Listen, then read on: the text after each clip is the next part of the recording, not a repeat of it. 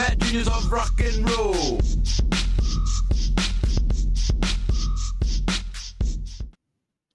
Well, hello and welcome to the Daily Atheism Morning Show. I'm your host, Amazing Super Chris. Thank you for joining me this morning. It's Friday. Are you excited? I'm excited. I mean, like Friday, Sci-Fi Friday. We get to talk about sci-fi, even if Ryan didn't get to. She just popped in, of course. So I don't know yet, but we're going to talk sci-fi, either Riddick or Stargate, and probably both. It's going to be a lot of fun. We'll be back in just a minute. Let's do the thing. Here we go. Oops, there it is. The ship has been damaged. I'm adrift. No help in sight. At least life support's working. Okay, so much for life support. At 2 communications. At least if I'm going to die in the deep, dark black of space, I can watch the Daily Atheist Morning Show. Good morning, everyone. Thank you for joining us. Yes, I have my wonderful co-host Ryan here. There she is. Look at that. Hello. The Daily Atheist Morning Show, live Monday through Friday, 9 a.m. Eastern. All right. Good morning, everyone. Thank you all for joining us. I have my lovely co-host Ryan. She's here, ready to do the thing. There you are. Good morning, Miss Ryan. Good morning. How are you doing today? You staying warm? Oh my gosh. It was like 20 degrees out this morning when I was walking. Pickles. No way. I'm allergic to the cold. Yeah. I get these bumps all over. Oh, well, I think. I got a little present for my birthday, which was a heated vest. So, yeah. So before I get myself like ready, put my shoesies on, etc., I turn on the vest. I put the vest on underneath the big old Santa blanket I told you I wear. Wily coyote of you. Yes. It kind of keeps me warm, but no, man, it's really cold out there. Not a fan. Not fun. It is stupid cold out there right now. For here, it is 22 degrees. Ooh. I know. Yes, a cold day in hell. Y'all must be freezing your little booties off. Yes. Hey, is today your birthday?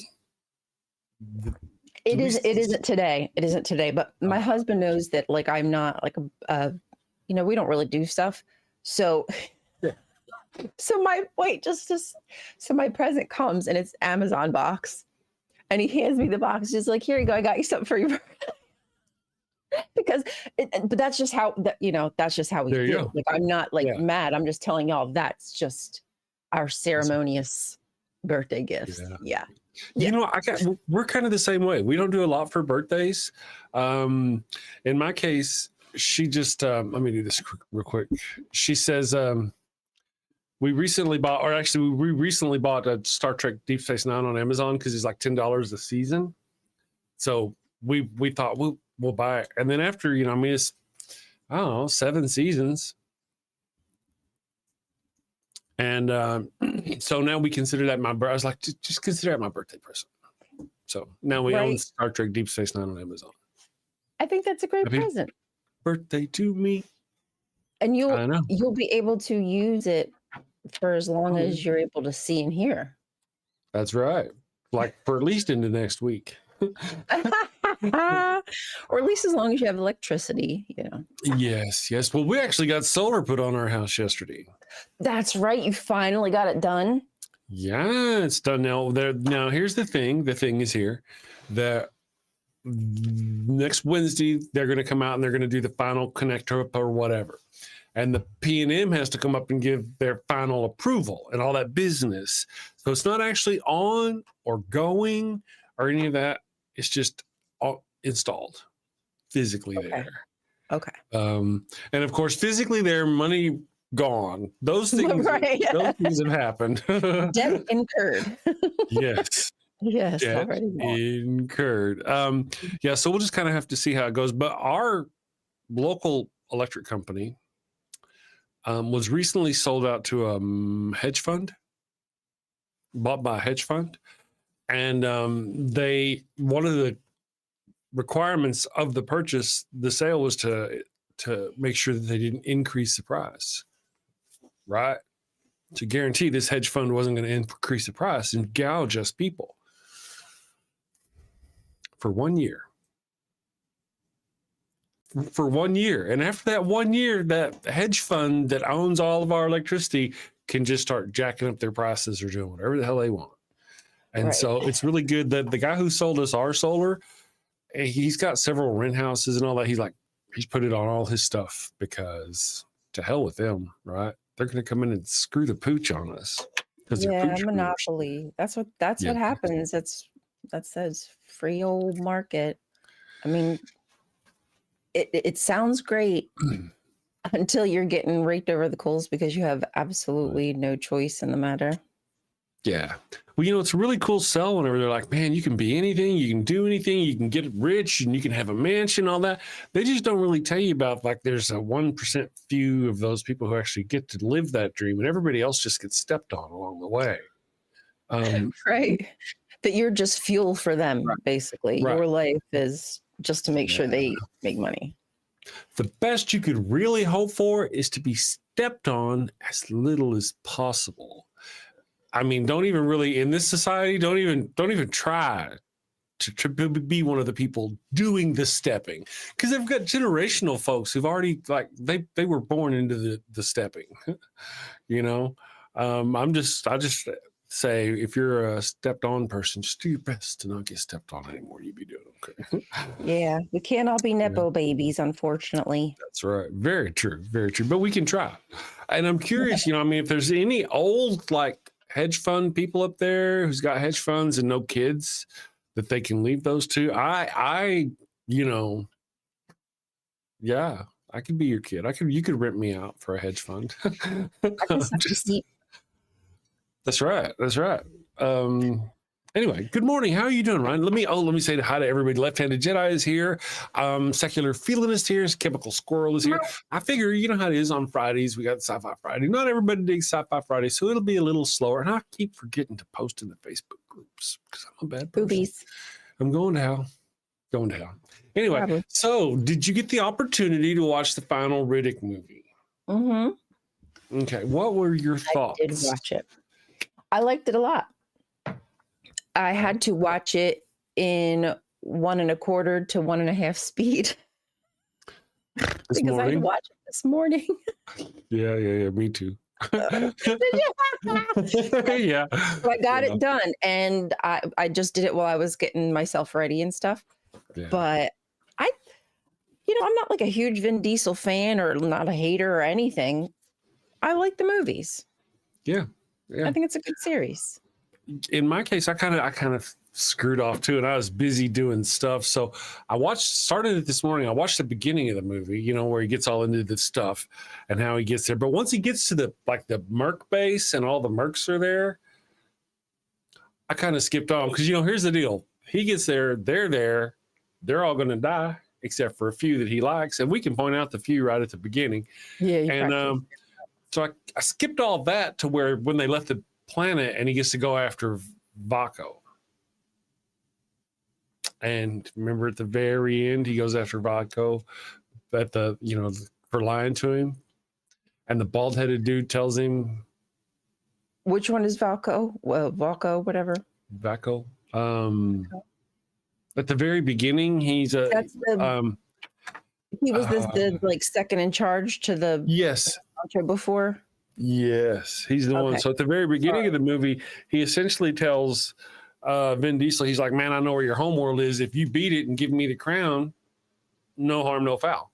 Right. Mm-hmm. So at the end of the movie, Vin Diesel comes to get revenge on him for lying to him because the place they took him was not Fury. Fury, yeah. Right. Was not Fury. It was a lie. They lied. The cake was a lie. Okay. Yep. So he went back to kill the guy. He was going to go after Vaco, and he found out from the guy who took him to the planet that it wasn't Vaco's idea to betray him. It was his idea to betray him. Right. Vaco was on the straight and narrow with him. So now he's got no reason to go after Vaco. So he kills that dude for too many words. But then we're left with, where's Vaco? He's both dead and alive. And it leaves it to appear as though Vaco is headed to the underverse. Yeah, that's what he was saying. He said something about the underverse, I thought, or ascending or whatever they call it, transcending. Yeah. Yeah, something. Yeah, at the very end of the You said- movie, I I don't heard something. I heard the word Yeah. transcend, but Yeah. I don't. So, what does that mean for Vin Diesel? What's his name again? Riddick. Riddick. Oh my Jesus Christ! So, what does that mean for You- Riddick? Does You that know, mean he's the head honcho again? maybe? You know, I'm just thinking. I want to say there's a part of the brain, various parts of the brain, you know, that do certain things. There's a part of the brain that retains names and such. I think you should probably get that part scanned. It ain't right. Oh, you're like, I've been watching this series, 25 episodes a season for 6 seasons now. What's this guy's name again? Is it Right? John, right? It's no, Jack. That's the guy. That's him. My seat is just doing me wrong. It's like in a little thing, like a little Divot. Yeah, it keeps divoting me over. Yeah, so cool. I you know, I enjoyed it, and I look forward to hopefully finding out what's going on. But really, as far as the whole Vaco guy and going for revenge, he doesn't really need to do that. So I guess at that point, based on the movie, you know, he's like looking at where Vaco may or may not have gone. I was like, all right, later, man. For all we know, because he at that point shouldn't have had any beef with Vaco. Vaco was true with him. Yeah, seems like homie know? cleared it up. I don't know if Yeah. he was a priest or whatever the hell the dude with the weird thing on his face was. Yeah. I noticed that they had did you notice the little head things? Yeah, And, you know, I just want to say it's me giving you shit about not being able to remember names is fucked up because I can't remember names either. no, I know. I'm like, fuck. Anyway, on point, man. Okay, so very cool. Very cool. I'm glad you enjoyed it. I think it was fun myself. And I look forward to another one. Go ahead. I was just gonna say that, like, are they?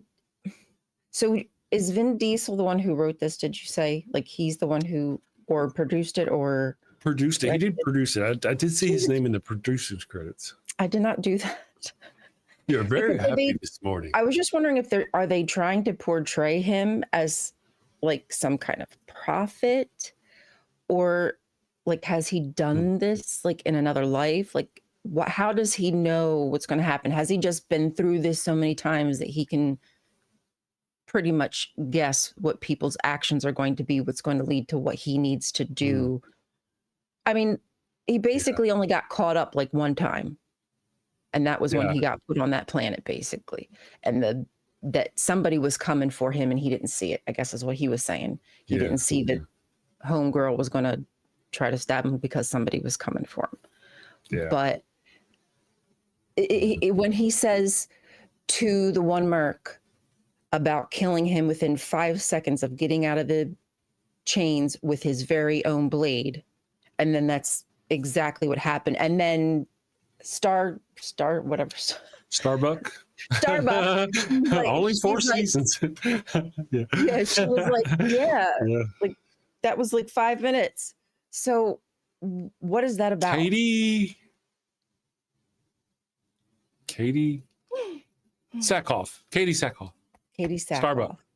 And the hell's that other guy's name? The big guy from the Guardians of the Galaxy? Yeah, he would the wrestler. The wrestler guy, yes. Oh, Dwayne Bautista. No, Dave. Batiste. Yeah. What the hell's his name on the show though? Drax was there. Yeah. It is Drax, right? Not Dax, but Drax. Yeah, Drax. Whatever. Shit. And the rabbit, you know, the rabbit with the gun and the attitude. Oh, the rabbit. Exactly. The rabbit. With the clock, and he's like late for stuff. Yeah. That's what Thor keeps calling Rocket in Guardians of the Galaxy and the movies. He keeps referring, yes, don't you ever listen to the rabbit? You know, or he keeps referring to him as a rabbit. I think that's funny. Bullshit. The hell. Trash. I think Chris Pine called him a trash panda. Says Chris Pine? No. Chris Pratt. Chris Pratt. In our in our world now. All right, so let me hit you up then. So and it's okay, you know, if you don't remember their names, it's okay. I promise not to tease you. I'll help you remember their names as we go along, because I'll be like, oh shit. Anyway, so you enjoy the movie. The movie's great. Let's talk about the Stargate that you've been plotting through. I mean, you got 10 seasons of Stargate SG-1 under your belt. You got the movie under your belt, and you also saw probably most of season 1. Oh, the evil one wants to know, and this was not. How far did you guys get in Deep Space Nine? Do you know how far you got? I feel like we got into the second season. I feel like we got exactly to the part where you said it gets better, wherever that is. Well, kind of. Well, it just depends on a matter of perspective. You know, some things that happen. And what I do right now, we're watching these episodes, and they got A and B stories, most of them. You know, in this side, Cisco's doing one thing, and over here, Quark and his little buddies are doing something. So if you don't like the A story, you don't like what's going on with Cisco, it's hard to skip the whole episode because you'll miss the B story of what's going on with the side characters that you may enjoy. And so I will watch an episode, and I'll actually literally skip the A story if I want, or the B story if they just suck real bad, kind of thing. But if you can remember, because we'll be able to let you know how far you were before. I'm looking at the episode guide, so we're definitely into season 2, but I'm not sure how far we got into season 2. Because that's where we actually started season 2 recently. Yeah, we started season 2, and it's starting to pick up a little bit now. I kind of feel like the Cisco character has been a little bit suppressed and underplayed in these first episodes of this season, but there are a lot of other things going on too. So I want to see let me pull it up. In fact, shows. I feel like one of the last episodes I watched was when the Bajoran priest woman, I don't know what else to call her, stays behind on a planet, basically, where it's the only place she can survive because... Gotcha. No, right where you're at. Okay. I feel that's one of the last few episodes I remember. Okay. Awesome sauce. I can see why. Okay, hold on a second. Captive Pursuit, Culis, The Passenger. Oh, yeah, I can see why. Yeah. Okay, that's episode... Season 1, episode 13. Okay. So pretty far. Oh, wait. No. It's only 113. So you really didn't get through the hard part, you know, and some of it starts getting better. Progress, a storyteller is a little weird, but here's the deal about the storyteller, if I'll get back to it. The English guy, the Bashir, and the Irish guy, O'Brien. O'Brien, yeah. Yeah. O'Brien doesn't really like Bashir because Bashir's a twit, and he kind of sees that. He doesn't really have a lot of patience for him. But over this 7 years of the show, they developed this brotherhood kind of thing going on, like a man boyfriend girl. You know what I mean? They're not, but they are. It's like a bromance. Yes, a really good bromance that develops between them over the show. And the episode Homecoming, or the storyteller, where it's a little weird. The Bajorans got this magic. It's a little weak. The episode is weak. It's one after you watch once you might want to skip because it's got these Bajorans and this monster comes after them in their brain or what. It's just kind of stupid. Anyway, but those two characters, that's this beginning of their romance. Will start there. Okay. And you'll get to see that develop over time. It's really cute. And then there's other episodes. Yeah, there's other episodes that, man, are going to be a little hard for the first season. Yeah, If Wishes Were Horses, I don't like that one. That's a stupid episode. The Forsaken, I really enjoyed. Dramatis Personae is a good one, especially if you're a theater person and you get what's going on in the show. And then Duet. Duet, the episode, season 1, episode 19. Okay. That is one of the highest rated episodes in all of Star Trek. Oh, yeah. Okay. So I have seen that one. I've seen that one. One where they were arguing. Good. Season 1. And then in the hands of the prophets, you get the lady back. Okay. So here's what happens. This is kind of what happens. In the hands of the prophet, the last episode of season 20, the priest lady comes onto the station and tries to force her religion into the school. Mm-hmm. Right? Isn't that what happened? I remember that happening. I do remember watching that episode. Yes. Okay. Or something like that. Yeah. And she almost gets the other guy killed with her assassin chick. Okay. So the next 3 episodes are a 3-episode arc kind of on Bajor and the planet of these rebels on Bajor trying to take over Bajor and Deep Space Nine. And most of the humans actually flee Deep Space Nine, and our heroes stay hidden on the station and form a rebellion and fight these guys who come to do the thing. That all happens in a 3-episode arc. And you see a lot of Kai Wynn. You see the Riddick Baral. Listen, man, the actor who plays Riddick Baral, man, you did a shit job. It's just, he's so dry. He's so flat. Later on in the season, in the series, he'll get his brain hurt. So he's supposed to have a very, like a robotics kind of speech to him. And you really can't tell the difference. He's so slow, Nerys. Hello, Nerys. I love that you're here, Nerys. We're supposed to kiss, Nerys. It's just blah, you know. Anyway, so I was just kind of curious as to how far you got into it. I was curious, but the evil one, because now we're going through it too. And yeah, there's some hard parts. What episode? What episode did you say the war criminal one is? The war where the duet. Is that what it was called? 19, number 19, season 1, number 19.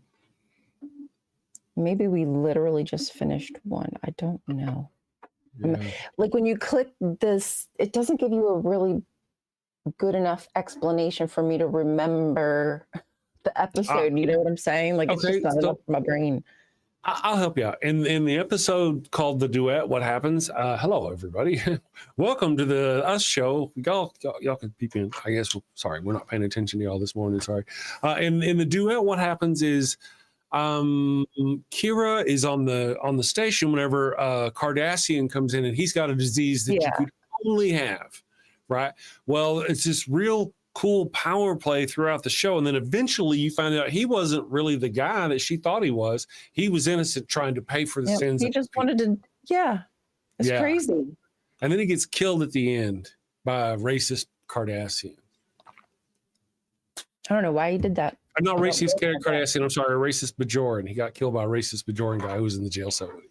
So, you know, that was a really good episode. But there are, I mean, if you got to that one and you can move on, then you got past it, you can move on to some good stuff. At the end of season 2, of course, let me look and see what happens in season 2. The circle, then there's some stuff where you find out some stuff. That's what I was trying to say. I'm looking at season 2, but they don't give you enough description for me.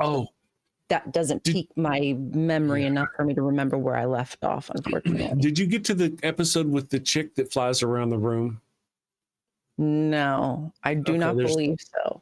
I mean, she lives. Let me try to jog your memory just in case. It's a special guest star who comes on the show, and she's got a thing to do. She's from a certain planet that's very low gravity. So in her quarters, she has the gravity turned very low, but only when she's alone and it's private. Most of the time, she rolls around in a wheelchair. But the doctor fixes her magically, so now she can take the gravity, but it doesn't feel right when she's floating around. So. Yeah, so you probably haven't heard that one, seen that one yet. Okay, so did you see let's see, Cardassians, invasive procedures? Okay, so you know Jadzia Dax has a trill inside her body, right? A worm? Yeah. In her belly? Mm-hmm. Did you get to see invasive procedures where another trill person tries to take that from her? I do not think so. It sounds like you guys hit right at the end of season. Okay. All right. So you did see the episode. There's 2 episodes. One where Kai Wynn comes to the school, or comes to the church, son of a bitch, comes to the station, and she tries to influence the school. The school gets blown up. And that's an earlier episode. Then there's a second episode with her in it. And in that second episode, a Bajoran girl who's working with O'Brien tries to kill Vedic Baral at the end of the episode. And so O'Brien. So one of the technicians stole O'Brien's tool. He couldn't believe, huh? Was it What's out in that? like a public in front of a bunch of people, or? Yeah. Where she tried to kill Burrell. Yeah. Yeah, And of course, Cisco jumps in and goes, no, and jumps through. And I feel like I remember that. Yeah, so that was probably one of the Anyway, somewhere in there would be a good place to start. It does get a little more dramatic, but there's good shit by the time. I mean, you've been through a lot worse, I gotta swear. Yeah. So many people will tell you that Deep Space Nine is one of the best Star Treks. I'm a Niner, you know. The evil one would be a Niner. The only thing about her that keeps her from being a Niner, a Deep Space Nine, is her favorite fan, is Voyager and Janeway and Seven of Nine. She really likes that. That really kind of, it's a good story. Good story. Yeah, they're good characters. To be fair, I was starting to get into Deep Space Nine. I think my husband was just at a point where he was just done for whatever reason. But Understood. But I honestly was kind of like, oh, I'm enjoying this now. So let's see. You can't be the bigger man here. You cannot. Yeah. Because I did the same thing. I was like, I ain't watching the rest of Fringe. It's stupid. I don't want to watch no more of it. But I mean, if Ryan, if she's big enough to move on and watch DS9, does that mean I have to fucking watch? You gotta give in. The last episode, yeah, maybe it's worth watching. Maybe it's let's see. Secular Feelings TNG will be forever my favorite Star Trek. Rainbow Ash, good morning, everyone. Thank you all for joining us. Church in Space says Left-Handed Jedi. Indeed. That is interesting. And that's one of the things that they kind of play up hard. And that may be one of the deterrents your hubs may have had with where they were going in the episode. What happens where I was telling you, like the next season where it's a 3-parter, they fight on the station and they fight on the planet. Well, that's kind of where Kai Wynn uses her religious power and teams up with a bad guy who's a politician, and they come together to try to be the rulers of the planet. And it's a 3-episode arc where they eventually get thwarted and whatever. But I could see, because there's a lot of it's not really religious stuff. It's kind of religious. The whole people touching the orbs and the prophets showing them their future, and Kira Nerys seeing herself naked with the Vedic Baral, who's very flat and boring. Oh, that sort of thing. Yikes. Yeah. Oh, there's also a thing. Now, just to say, in the next episode that if you get into that season 2, where you just started season 2, in the first episode of season 2, Kira Nerys leaves Deep Space Nine and she goes back to a monastery on Earth. That monastery is where she meets Bareil and all this business. It's actually out in a park, filmed out in a park. So it's like a little stream and a tree. It's real serene looking. That is the exact same set, scene, location, whatever, where they filmed Data in the very first episode of Star Trek The Next Generation, where he was sitting up in a tree trying to whistle Pop Goes the Weasel. And Will came in, not Will, Riker, the kid came in, saw him up there, started running across the rocks, fell into the water, and Data jumped down into the stream. Same stream, same tree, it's all there. Oh, cool. Yep. Is that intentional, I'm guessing, or they just... No, it's just a set of reuse of a location. But if you know, kind of thing. Yeah, right. Wait a second. Right-Handed Sis said, my favorite Star Trek is episode 4, A New Hope. Sorry, not sorry. Yeah, I understand. Well, we can't all have taste, and it's okay for you to not have taste. Right-Handed Sis. Yeah, he's very much a Star Wars. A lot of people are very much Star Wars. Star Wars is more action-based. Star Trek is more thought-based. More, I don't know about it. More. Smart people, sci-fi.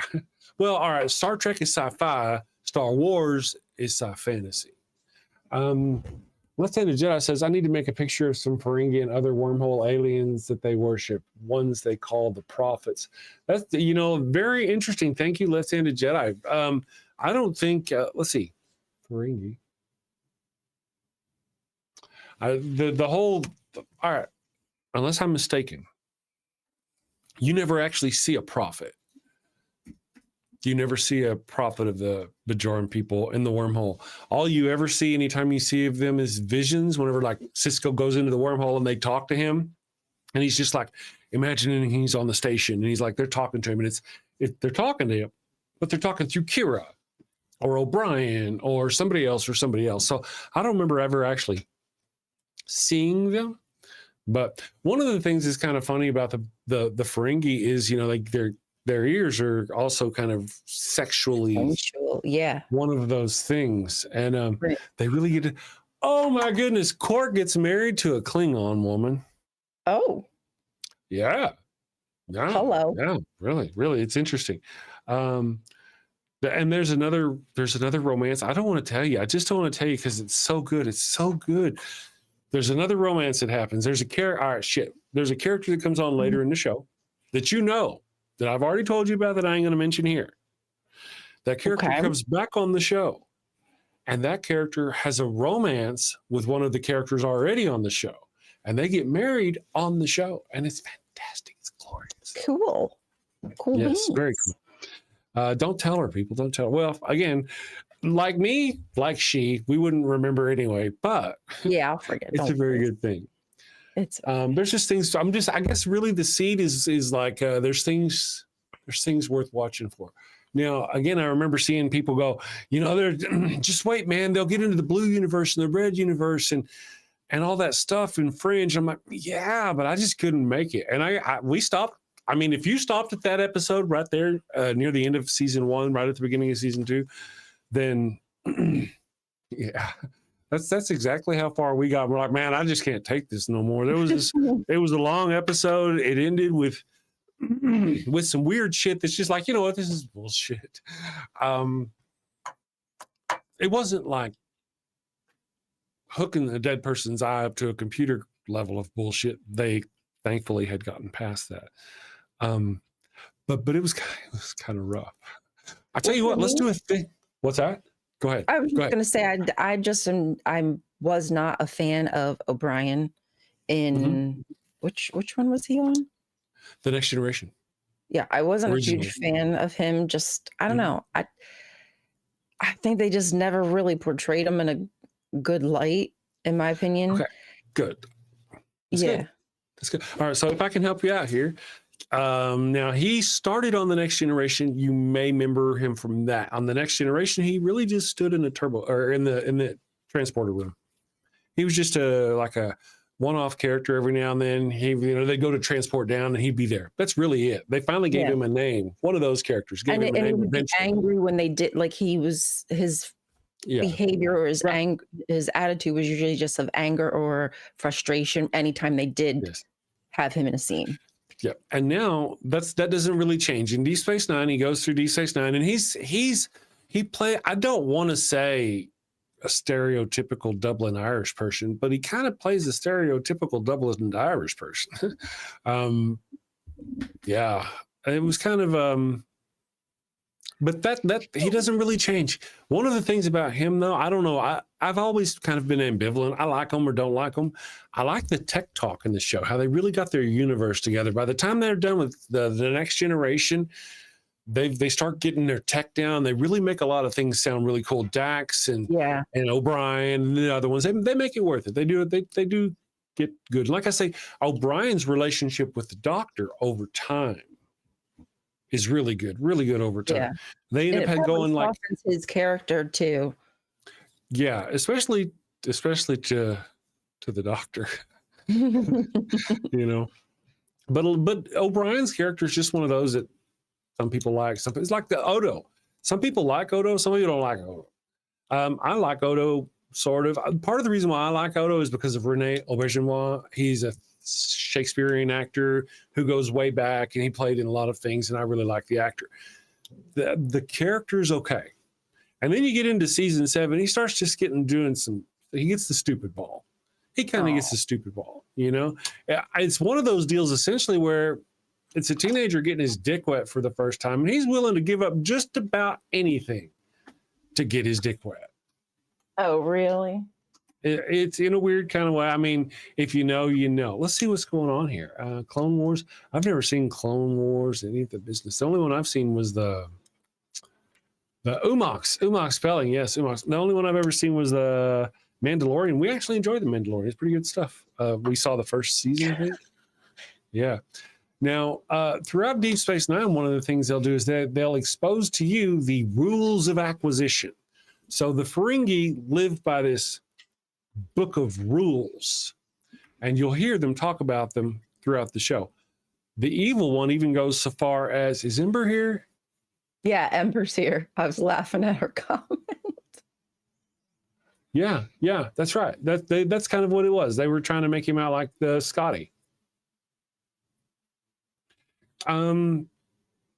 Really, actually, Scotty's character becomes so,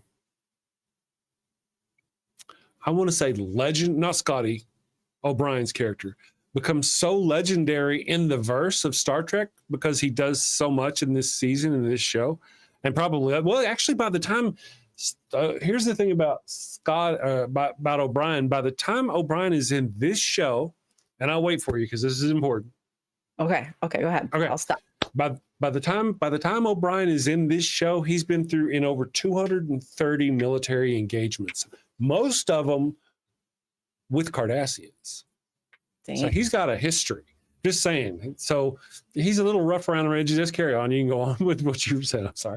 Yeah, I was just replying to Hell's Bells, just thanking her for the. Oh, hi, Hell's Bells. How are you doing? Thank you for. Two. Oh yeah. Do you want to read that out? Sure. It says, "Hi, Chris and Ryan. Today, my 1-year channelversary. I'm having a stream tonight at 7 p.m. Eastern Standard Time. Stop by, please." And she gave us the link, which is Freethinker Fireside. Yes, so please tonight, make sure you, if you're not subscribed to Helen, you should subscribe to Helen and stop by her 1-year channelversary. I have to put it in my phone because if I don't, you won't. I'll forget. Yeah, I just, because, well, the thing is I will go to channels and I'll put notifications on, and sometimes I'll get notifications and then sometimes I don't seem to get them. Yeah. Which is really frustrating, actually. I've heard that about YouTube specifically. Yeah. I think what we're going to, it's almost as if they only alert you to things if you've recently interacted. Like sometimes then it seems to, but if you've not, it's like they forget that you even care. They forget. That's right. And they don't, it's like they don't waste their time. It's like, what's the point of putting notifications on? Right. If you're not going to notify me for every single channel, like maybe they only want to notify you for like 5 channels or something. It's just, anyway, sorry, go ahead. Who knows? Well, I think what we'll do is we'll take us a break and we'll be back in just a few minutes, guys. Ollie, I want to tell you a little story about Ollie real quick. You saw in the movie today that you watched this morning, there was a part where Vin Diesel's character runs into these hound creatures and one of them starts attacking him. This is before he gets to the little puppy. One of the hound creatures in this recent movie is attacking him and he's up against a thing and he's fighting. I'm watching that part of the movie and Ollie can hear it. He's sitting here in my lap and he, right? Okay. So then I pick him up like this, like I just did for you guys, and I set him up here like this and it was up on the screen and he really watched. He watched intently the entire scene while Vin Diesel fought off that dog.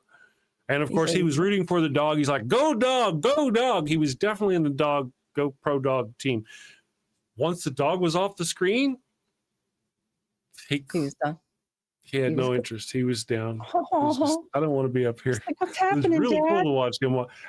And Jack watches a lot of TV. If it's got a critter on TV, Jack will watch it. Guys, we'll be back in just a minute. Let's go do this thing. Do you have a loved one who's on their deathbed, but they've yet to give themselves up to the Lord? Are you sure you don't want to come to Jesus? No. This is your final chance. No. Worried they're headed to the fiery pits of hell. Your very last chance. No. I've been wicked and sinful. I deserve to burn in the hot place. As you wish. Farewell, my heathen husband. Farewell, my Well, fear not, my wayward child. Introducing Father Flanagan's line of post-mortem baptismal kits. No more worries about being miserable alone forever. Be a good Christian and share that eternal pain and suffering with the ones you love. I'm in hell. Not as hot as I thought it'd be. Kind of feels like Houston, minus the humidity. Hello. My favorite drink crafted to perfection. Ooh, and some dank ass weed. I can't bear to be down on my face chanting, holy, holy, holy is the Lord, every day, all day, for all eternity, by myself.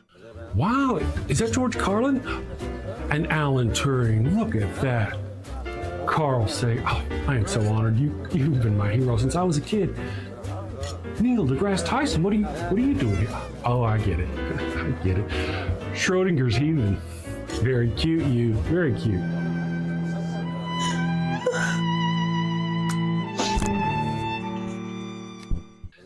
That's fantastic. Oh, what is that? What is? It's holy water. Oh, it burns. No, this isn't where I want to be. Pabst Blue Ribbon and a Marlboro? No! Father Flanagan's post-mortem baptismal kit. Dead kid tested, Mother Teresa approved. Is that the Pope and John Paul? Jim Jones and Jimmy Swaggart, huh? I can see that coming. Neil deGrasse, what are you doing?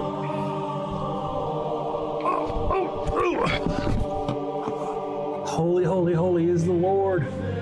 Holy, holy, holy is the Lord. Thanks, Father Flanagan. Damn them to an eternity in heaven for only $59.99. They wouldn't appreciate it, but you'll feel better, and that's the point, isn't it? Get yours now. Your heathen loved one's time is running out. Holy, holy, holy is the Lord. This is some bullshit. Holy, holy, holy is the Lord. All right, we are back. I just want to take a mention here. We're talking about science fiction and sci-fi and all this. And you know who Worf is and what Worf does. Worf is the chief of security on the Enterprise. That's where you left him. Okay. Now, Salt of the Red Earth is here. Haven't seen you in a while. Hope everything's going great, Salty. And Spooky Bed Hair. Hello, Spooky Bed Hair. So Worf comes on the show, and he's been doing security for quite a while, but now he's not a security officer anymore. What was that sound? No. Oh, that was the thing. No. Is my thing is I had a thing pop up. But he's not doing security anymore. No, he's supposed to be a ops officer or some shit, right? But Odo's got shit going on, and he doesn't really trust Odo, and he keeps interfering with Odo's investigation, right? Just up Odo's ass about the security on the station because he used to do security. Okay. Odo, and he goes to Odo. Yeah. Let me see rather than tell you about that scene, let me just see if I can find it on YouTube, because it's one of those scenes that is probably it's a good one. If it's not a good scene, it wouldn't be on YouTube by itself. It may not be, but let me just see if I can find that. Y'all talk amongst yourselves. Spooky Bed Hair. John Fabiano is even here. Cool. Hi, Fappy. There we go. Let's see. Ember says that Worf is Timu Tasha Yar. Kind of, in a way. I wish they'd have given her a better shot. Yeah. For Tasha Yar. It says work. I misspelled it. Worf, bitch. Worf and Odo. She thought she was going to come back. It's a shame. Okay. All right. So, Worf, like I said, Worf has been giving him shit for a while. And now, finally, Worf says something, and Odo is going to say, I just need you to watch this. I think you're going to enjoy this. I think this may be as much for me as it is for you. All right. So here we go. This is from the episode Bar Association. It's a Ferengi episode. And I'm going to make it big on the screen so everybody can see it. Here we go. All right. I hope you can hear it. But what I want to know is how such a security breach was allowed to occur in the first place. Unfortunately, these things happen. They did not happen on the Enterprise. Really? Now, let me see. Stardate 46235.7, Ferengi privateers led by Damon Lurin boarded and seized control of the Enterprise using 2 salvaged Klingon birds of prey. Stardate 45349.1, Berlinghoff Rasmussen, a petty criminal impersonating a scientist, committed numerous acts of theft against the crew of the Enterprise. Shall I continue? That will not be necessary. The fact that Worf even said that, though, I was like, now, Worf, that is verifiably false. You absolutely had security breaches all the time. That's right.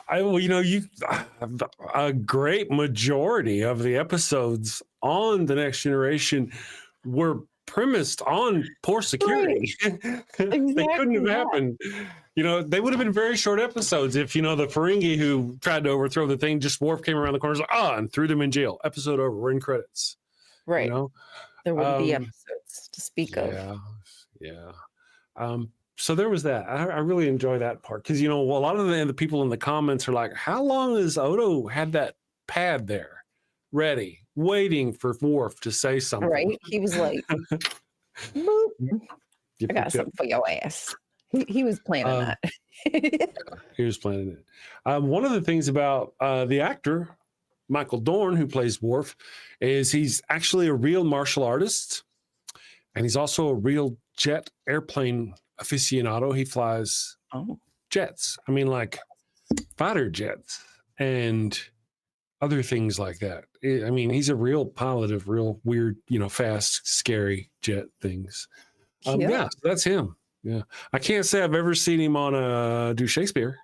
Can't see that I've ever seen that happen. But I've seen him in a flight suit that he actually earned. So are you looking him up? No, I was actually trying to see if I could make my light better, but it doesn't seem like I can. It keeps going light, dark. I don't know why it's doing that. It's weird. Gotcha. I thought I was just having a stroke. Anyway, Godwin is here. Good morning, Godwin. John Fapiano, better than Ember. The Enterprise gets stolen every other week. That's some shoddy security. Right. So true. And sometimes it's by their own people. So stop that. Yeah. Your own people. I mean, you fix it. It's because an alien took you over or something like, that nature, a virus that took over your senses. But, they get it back, but you can't go saying like it doesn't happen. Right. That never happened on the Enterprise when I was in charge. Oh, really? Just the look on his face, on Odo's face. Oh, yeah. Odo was like this. Hold on, let me scroll through the list to see which one I'm going to pick. Yeah. So there's some very cool and interesting relationships. A lot of people don't actually like the Ferengi. I personally really enjoy the Ferengi. Now, nowadays, remember how I told you whenever we were watching The Foundation with that really sexy man and the wife would be like, shh, shh, anytime he comes on screen, talk. Now, while we're watching Deep Space Nine, I'll be into the story, but oh yeah, check this part out. Here comes this part, right? And she'll go, oh, look at that. And I'm like, what? And it was a bottle in the background. She hasn't even been paying attention to the story, but there's a bottle in the background because she's developing her own little bar with these. There are these really cool things, like a thing with a thing that points out this way that they pour out liquid out of one time. She's got it in there. There's another thing. It looks like a regular kind of like bulb shaped bottom. It says top, but it's a bulb at the bottom. Like it's actually, kind of, well, except for it's bulby at the bottom. But yeah, like a beaker, I guess. Anyway, that's close enough. And it's actually 4 in 1. And so on the top, you've got 4 different lids, and you can pull off separate lids. And when you pour it, you get different mixtures of alcohol out of the thing. And they use that on the show. And she's got her eye on it. She does. She's watching one, got her eye on it. She is stalking it. There was another one where they had a bottle, and it was very bulbous, just kind of around, but it looked like grapes. The bottle looked like a grape, a thing of grapes. And it was really cool. It was like orange, I think, or clear with orange. Anyway, So the evil one has found it, or one very similar to it, but not close enough to it to be worth the $250 they're wanting for the empty bottle. Oh my gosh, is that how Oh, much yeah. it costs? You would be surprised by how expensive some of these things are. Just take 4 bottles, tape it together. No, I'm just kidding. Right. Okay, so I was telling you about I want to tell you this story, a horror story about this app. I've been working on developing this app, and it's been an adventure. A world of fun. I haven't even gotten to the part of actually making the app yet. Bear with me. I've been working on it for days. Days I've been working on this thing. And you got Amazon services, and you got to do a database, and you got to do a cognito thing and set up user accounts, and you got to do this shit up over here, and you got to run this code over here, and you got to run that code over here, and you're like, fuck, it didn't work. Fuck, it didn't work. Fuck, it didn't work. And then you do it again. You're like, I'm going to nuke it all. I did that 4 times. I nuked it all. Oh man. Why, fuck. 4 times? That hurts. 2 or 3, but 4 times. And yesterday, I did it twice yesterday. I woke up, of course, my normal 1 o'clock in the morning. And from like 1:30 in the morning until 10 o'clock in the morning after the show, finally after the show, I went to the show, and then after the show, then I was like, fuck it. I nuked it again and started over from the beginning. Anyway, so started over from the beginning there, worked all day on it, didn't get a nap. Very sad. I was very sad because the house people were on the house, and the dogs just could not have that. Oh gosh, yeah, they were barking and stuff. Yeah. And so just about 30 minutes before the evil one got off of work, come home, and then, we do dinner and watch shows and stuff like that. So at that point, I can't really work on anything more. At that point, I found out they have a thing called AWS App Studio. And you just go in there, and it's stupid easy. You just build the app right there, stupid easy. You build the app in a fucking studio. It's a drag and drop, build an app thing, and it's all there. And I've been, oh my God. So basically, you were trying to make something from scratch, like you were baking a cake from scratch. Yeah. But meanwhile, like there was a box cake you could have made. Yep. Oh I was so man. frustrated. Now I did get in there this morning, and it took a little frustrating. It's still frustrating. It's still a long way to go. If I make this app and earn $1 million, I earn that fucking $1 million in 4 days. You earned it. But son of a bitch. That was my story. So now I've been working on it this morning, trying to get it figured out. I spent 2 hours getting the database set up. I'm like, how do I set up the database between here and here and here and here and here? I'm like, son of a bitch. Anyway, I was talking to the chat at one point, and I was like, all right, so let me know. I want to nuke it and start from the beginning. What applications do I need to connect from my App Studio over to the AWS? My database, my this, my that. And it said, oh, you only need these 2 things, and the database was not included. So in other words, when you build the thing, it'll build its own database and manage it. And I spent all morning building a database and connecting it from AWS Studios to AWS DynamoDB. Ouch. Oh my God. Ouch. I love when I do things for nothing. I don't know. Experience. I'm doing it for the experience at this point. Yeah, experience. Yeah. It's a reminder of how much of a loser I am. Yeah. Glenn says, but think of all the stuff you learned along the way. Yes, I have learned so many things not to do. Right. Listen, I just want to drive a car. I don't give a shit how the master cylinder works. I do not. I never want to know again how a master cylinder works. The fact that I even know what one is bothers me. I just don't, you know what I mean? I don't ever want to have to know that thing. Other people enjoy knowing those things. That's fantastic. I love them for that. None of them people know what a database is, or not all of them, you know what I mean? And they don't enjoy them. And it works for all of us because I enjoy these things and they enjoy those things. And it's wonderful. So I'm not being down on those people. I'm just saying I don't give a shit about how the car works. And in this case, I don't give a shit how the car works. I don't. I just want to make an app. If I'd have started making an app 4 days ago, instead of starting to build the back end of building the app 4 days ago, I'd have been done by now. We'd be rolling in money. We'd have a yacht, and the evil one would be the head bikini lady, and she'd be hiring all the other bikini ladies to dance around on the yacht. You'd be getting them residuals. Right. Maybe not by today, probably tomorrow. Surely by the end of next week. Very soon. Couple hours. Very soon. Yeah. John Papiano says until your brakes fall. Right. kidding. As soon as she's, John Papiano says you don't know what the master cylinder is or don't care until your brakes go out. Here's the whole deal, though. I do appreciate you 1,000 times. I appreciate you, but it's really one of those. It works or it don't works. If the master cylinder goes out or anything else goes wrong, the brakes don't work, I call the guy and the guy come fix it. I'm just that bad. I'm that bad of a person. I don't care.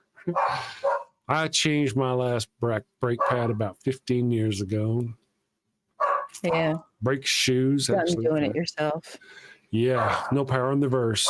Well, all right. So if society collapses and we're like a Mad Max universe, and I kind of have to, I can see doing it. But even then, brakes would kind of be an option, really. Right. Who's enforcing the law? I tell you what, it could be. That's true. Right. We had this stuff installed yesterday. I don't know if there's somebody here. There may be somebody here. I'm going to run us a little commercial and give me a little time. You guys get a snack. We'll be back in just a minute. We'll do the thing at the place with the stuff for the people. You guys are the people. Next up in the bark bank, a clergyman with a holy hustle and maybe a few unholy loopholes. Hi, Barks. Blessings and belly rubs to you all. I'm Father Flanagan, and today I'm here seeking $50,000 for 3% of my soul-saving startup, Holy Halos, the world's first, soon-to-be, church-approved condoms. Following the ways of the Lord can be hard and often require sacrifices of the flesh. Well, fear not, my wayward child. Introducing Father Flanagan's line of Holy Halo condoms. Hold on, Father. The church very much doesn't like condoms. How do you expect to sell these? Well, you're right, but these aren't just any condoms. No, my furry financiers, these are permeable. But every single halo has been dipped in holy water, a divine divider between you and sin. You can finally frolic freely and still keep that sweet spot in heaven. Permeable, but dipped in holy water to keep the sin out, but let the babies in. Let you get your stick wet without getting your stick stuck. If you know what I mean. Oh my! Very embarrassing every time. So basically they don't work as condoms, but they let you get away with having sex without going to hell? Exactly. The church gets to keep making babies, but you don't have to keep going to confession. Think of it. No more guilt. No more awkward I'm saving myself for marriage speeches. With Holy Halos, you can take those pray hands and turn them into lay hands. Didn't I read that holy water is full of bacteria like E. coli? Won't this be harmful to women's health?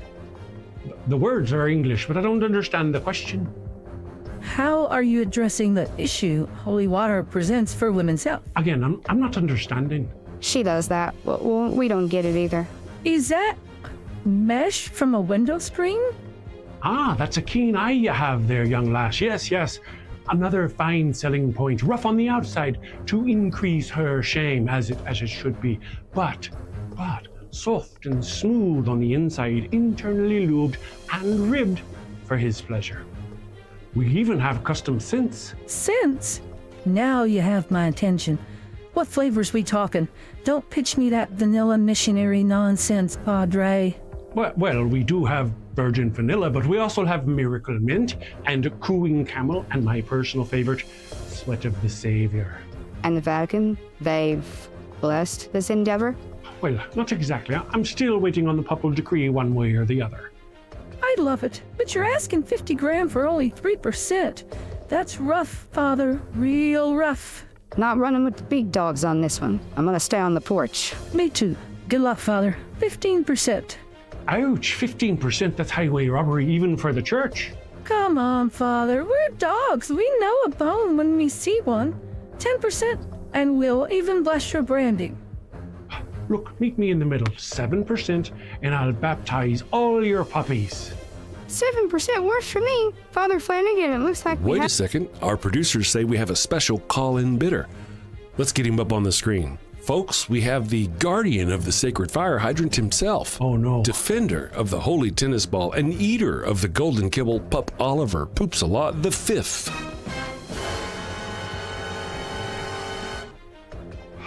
Flanagan! Yes, your pope. 50,000 at 20%. 20%? And you get to keep calling yourself a father. Sold to the pup in the very fine hat. I knew you'd see it my way. You're very wise, Your Hiney. Would there be anything else? He may leave.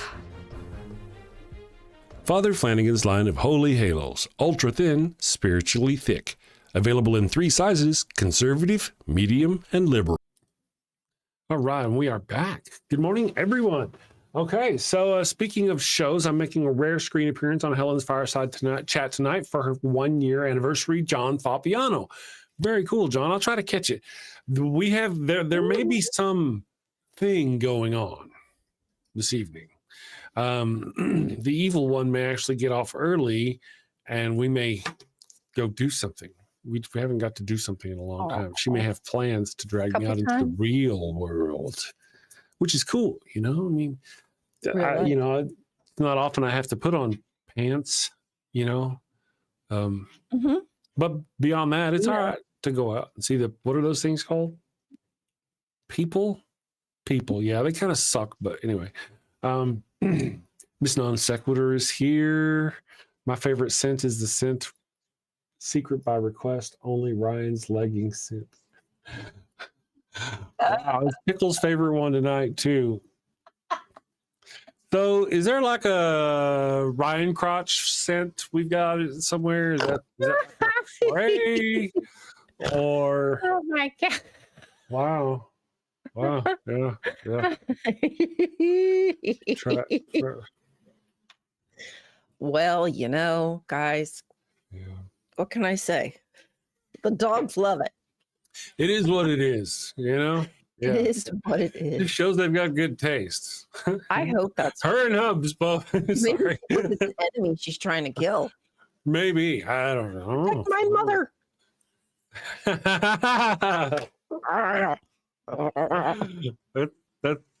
That's interesting. I don't know. There's probably some dog psychology behind there, something to do with the nose, I'm sure.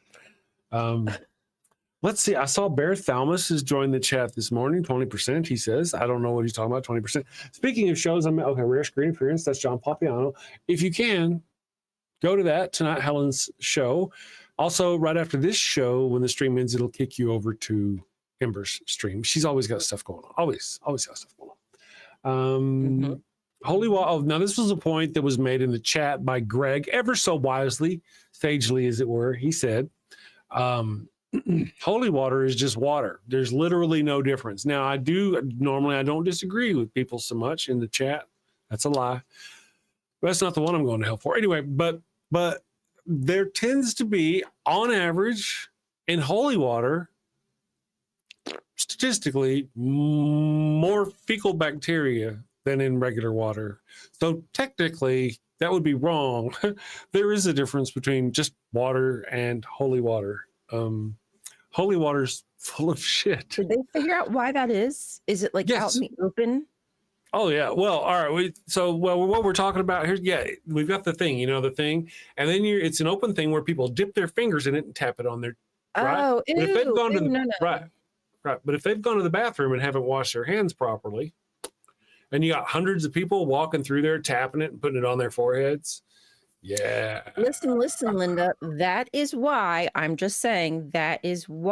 other Abrahamic religions are very peculiar about ritual washing before they do such things, which now I completely understand, because Christians just be like, I just wiped my ass and didn't wash my hands, but sure, I'll just dip a finger in there and deal, clean it off, guys. Well, the real sin in the Christian whole thing would be even to talk about having an ass or wiping. Just a minute. Come on up. You want to come over here before I sit with Papa? Oh, my goodness. Look, we got this show going on. Look, there's Ryan the lion. She's on the show. There's Sadie. Oh, there's our senior Sadie girl. There she is. Do you see yourself? Hi, sweet Sadie. Oh, she looks Hi, little cute Hi, how boy. are you doing? Are you sleeping? Are you ready? Oh, my goodness. Here's such a wonderful puppy. This is our elder girl.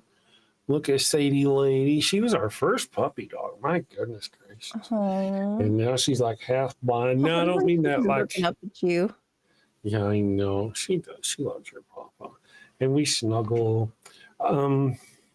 When I say she's half blind, I mean that because her whole left eye is completely covered with a cataract. A puppy on. Don't give them that shit for free. You know, they got to pay extra for that. They got to pay for that. She's a dog. Yeah, she's our first. She was our first puppy. I'm sure people have heard this before, but you know, we bought her. We've actually bought her online.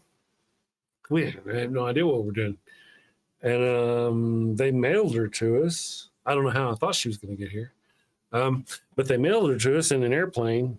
Just kind of stuck her in a crate and sent her on an airplane. It was a 2-hour flight, an hour plus on each side, you know. So she's all covered in pee and scared and whatnot. And that was the first thing she saw when she came out. I took her home and I gave her a bath. I turned her into a princess, and then we went out to the store and we got her all kinds of toys, and it was a lot of fun. Oh, how old is she? She's 10. Yeah. Wow. 10. Yeah. She's a Cavapoo. She's kind of like a Cavalier King poodle mix, kind of Cavalier King and a poodle mix. So she's a little bit of a weak breed. Like they'll fall apart. The older they get, the more they fall apart. You know, the more designer they are, the less resilient they are over time. You know. Yeah. So both sides of her lineage are known for going blind with cataracts. So it wasn't really she got the 1-2 punch. Yeah, she really did. So she's just going to sit here with me. So I'm going to let her. It's not normal for her to crawl up with me during show, but now Ollie's kind of the same way. But Ollie's not actually. He looks like a Maltipoo. If you look up Maltipoo, it looks like Ollie. But he's not a Maltipoo. He's just a mutt of things that look, and when you mix them all together and throw in white fur, looks like a Maltipoo. But he's not a Maltipoo. There ain't no Maltipoo in that dog. Hi, are you okay? I know me. Are you okay? Now she's buried her head in mine. Pickles is mostly pit bull. I think like 90-something% pit bull. Oh, yeah. Yeah. I mean, I wasn't sure if Pickles was a pit bull or a Great Dane. It was really tough, but I knew it was going to be one of them. No, Pickles is, but you know, that's the whole thing. Some people, a lot of people, I love pit bulls. A lot of people are all scared or, you know, have this notion of pit bulls, but pit bulls are so cute. They're so loving and warm. I know. I'm sorry. You got to go lay down with the puppies, okay? Go lay down with the puppies. I know. Yeah, she's a sweetie. She's just excitable, that's all. But lots of dogs are excitable.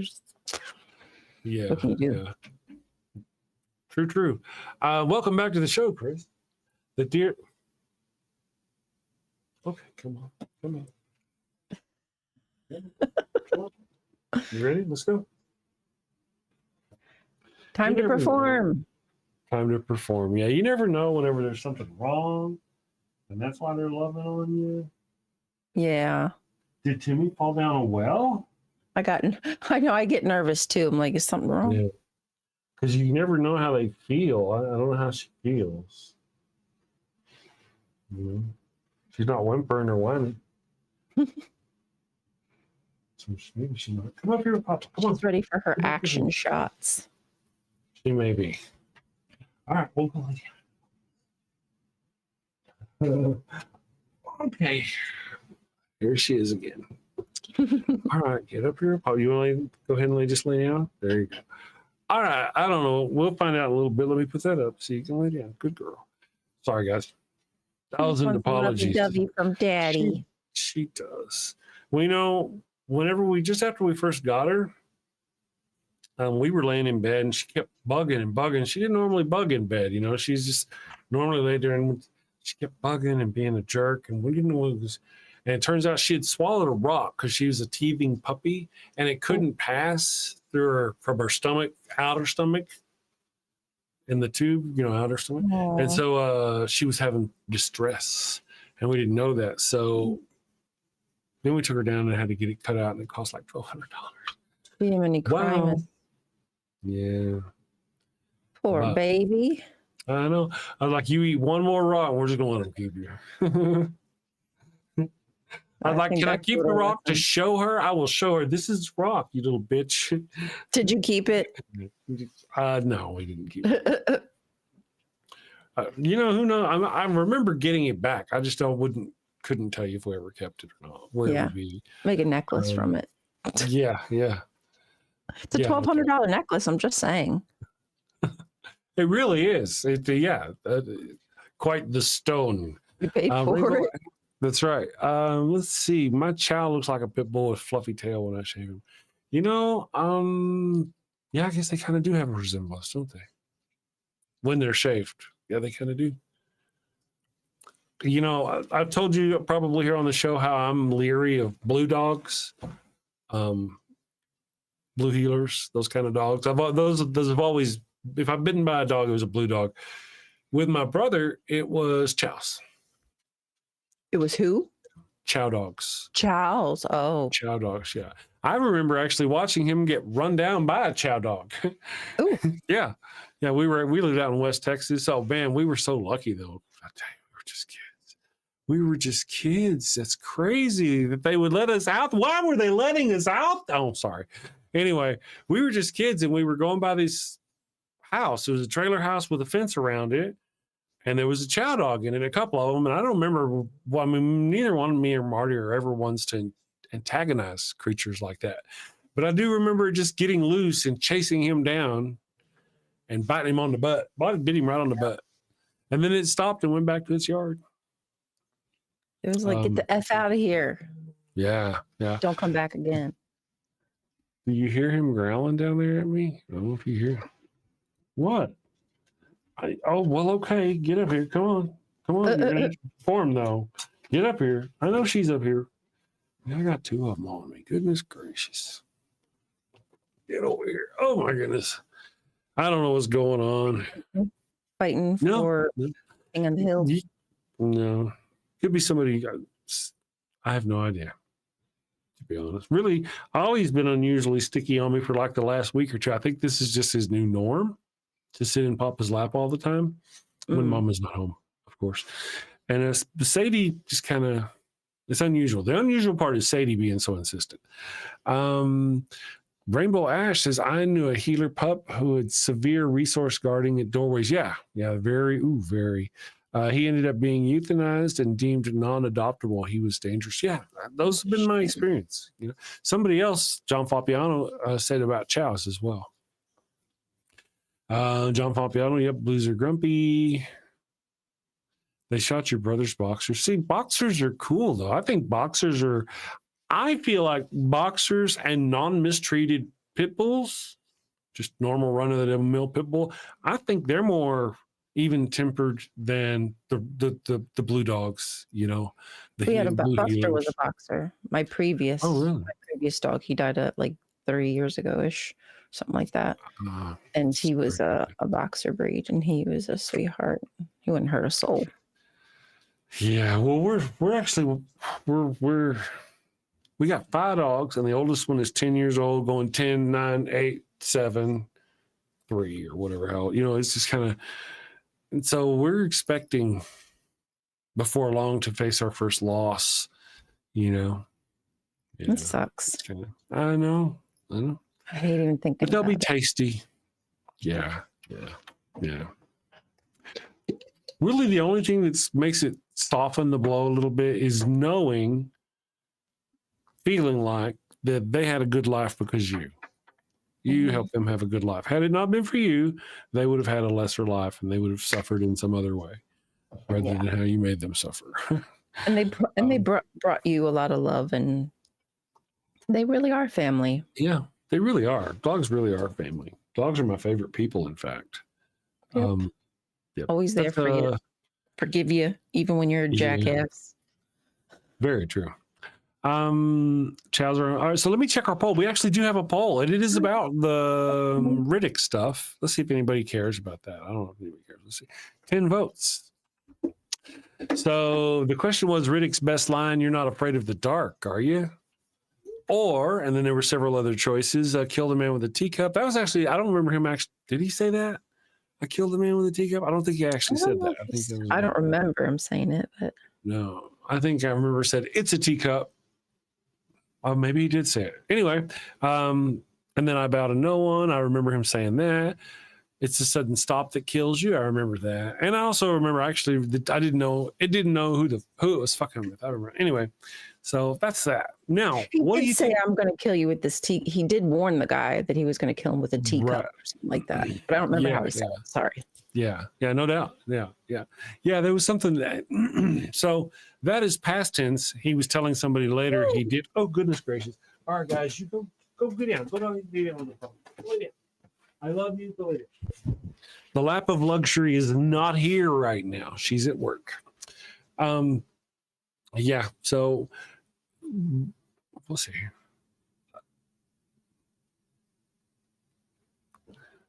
I am back. Thank you. I was distracted.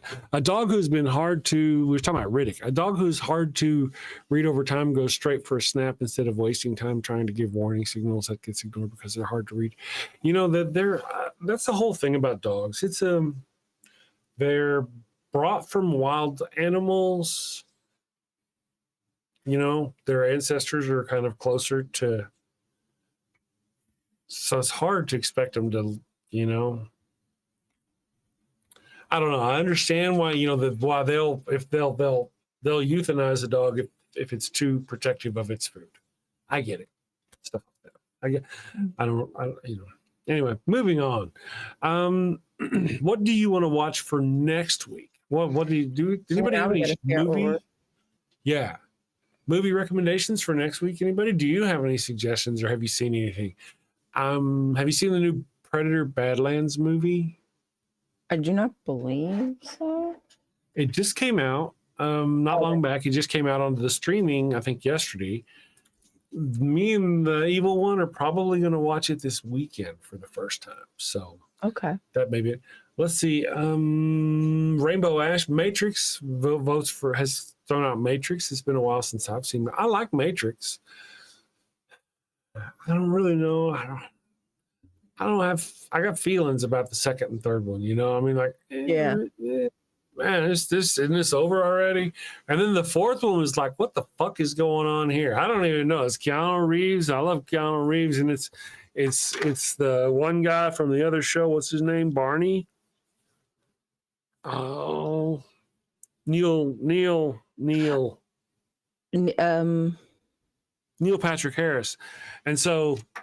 Yeah, I mean, you would think that'd be fantastic. You know, Neil, Dr. Hauser, Dr. Hoogie, Did I see it? I forget that. Dang. Anyway. Yeah, so the fourth Matrix movie left me wanting and confused, to be honest. Like, why did they do that? You could have done a lot. But so in the Matrix 4 movie, the old guy in the white suit is gone. He's been replaced by a new person, a new entity kind of thing. Anyway, it's kind of Poor Things. I don't think I've seen Poor Things.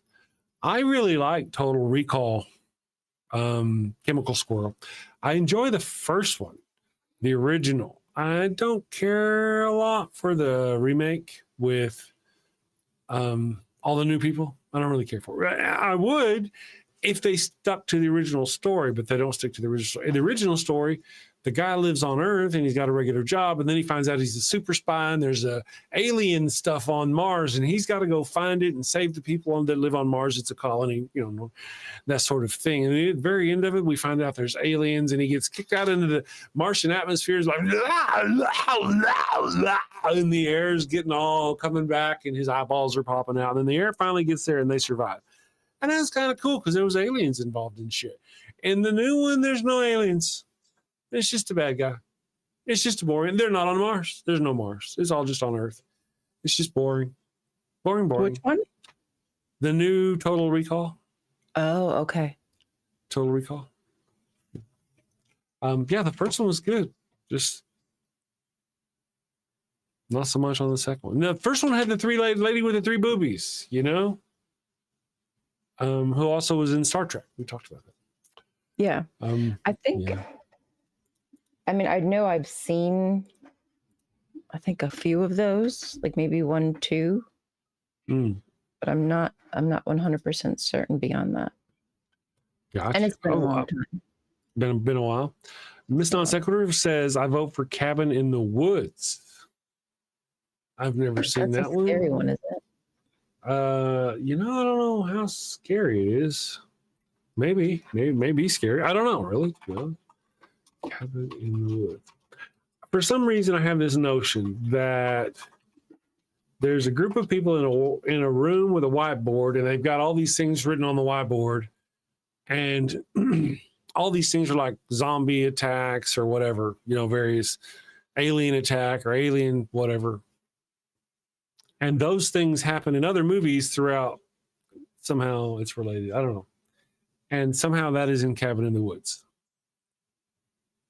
So you'll see memes saying, I didn't see that on the board in Cabin in the Woods. And you'll see the board of Cabin in the Woods. And this is one of the horrific things that happens to people. Yeah. Oh, okay. Oh, dear. So people were effing with them in this cabin. Yes. Godwin 7 says it was funny. Hilarious. It's hilarious. Okay. See, I get it. Sound. All right, let me write that down. Cabin in the Woods. Funny. May have to watch that with the evil one. Yeah, that's pretty cray-cray. I'm just kind of like letting the trailer play. Oh, okay. Yeah. Oh, it's that Joss Whedon guy. Did he make it? Writer. Let me see here.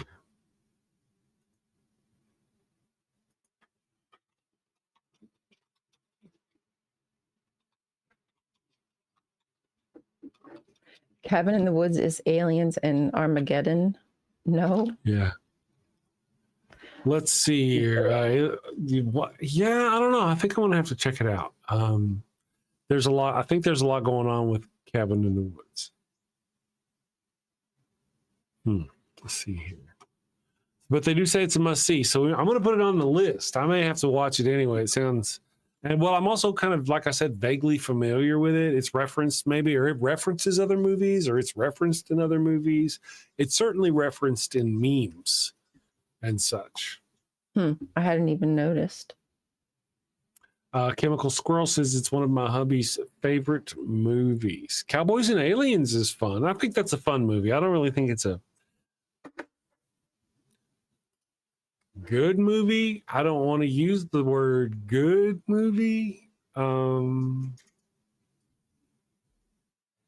it's fun. You know, it's got Harrison Ford in it, which is, you know, Harrison Ford, of course. And it's got Daniel Craig in it. And of course, he's Daniel Craig. And that's always cool because Daniel Craig is Daniel Craig. And it's also got the guy he is Daniel Craig, yeah. And it's also got the guy Clancy Brown. Now, Clancy Brown is a name you may not recognize, but you would know the guy instantly when you see him. And he's the Kruger. I don't remember that. From Highlander, the bad guy from the original Highlander movie. Oh, okay. Yeah, let's see.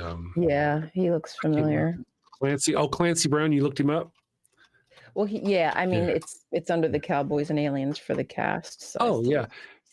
If you might look him up on images and find him in his old, really, he don't look like he used to look.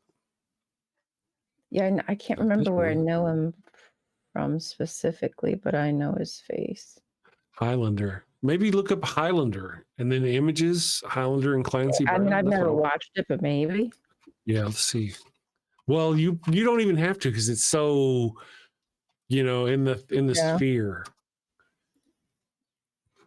Yeah, he's got like fish hooks in his neck at one point. He to a nun. John Carter was an interesting movie. I enjoyed John Carter. John Carter is a fun movie. It's the evil one never could get into it. She never got through the movie. It's got men with 4 arms. They're green. That was kind of like the stopping point for her, but she hasn't seen it. It was a long time. She might give it another shot. Now, Salt of the Red Earth has to go. Have a great weekend. Send safely. Salt of the Red Earth. Awesome sauce. Thank you. Yeah, John Carter. I really enjoyed that. I was hoping for another one. Never got another one. I guess it's pretty easy to see why, though. The box office was not kind to John Carter. It just wasn't good. Later, Austin. Take care. Adios. Better than Ember says, do you think people miss the 80s not because the movies were good exactly, but because we had time to watch movies? That Right. could be part of it. That could be part of it. I think we've talked about this on the show, though. There's like a certain thing, especially in the 90s.